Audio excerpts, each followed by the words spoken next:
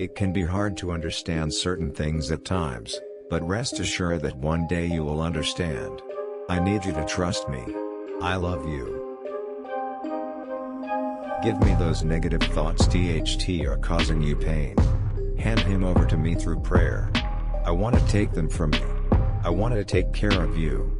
I love you.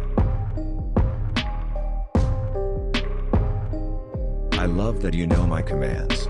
However, just knowing them is not enough.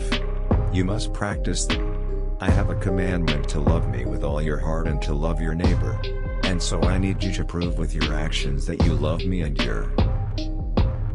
Listen to my voice, I will guide you where to go. I will make your path straight. I will not fail you. I love you. I have never failed you. You can hold on to that fact and rest assured that I will not fail you now. I am by your side. I love you. I'm not going to let you down. I need you to rise up. I need you to rejoice because you are my child and you are protected. I love you. Being anxious is not a sin. Being depressed is not a sin. Allow those emotions to drive you closer to me. Know that I can heal you. I love you. I don't want you to feel inadequate. You are beautiful and wonderfully made in my image. I don't want you to put yourself down because of your appearance. I love you.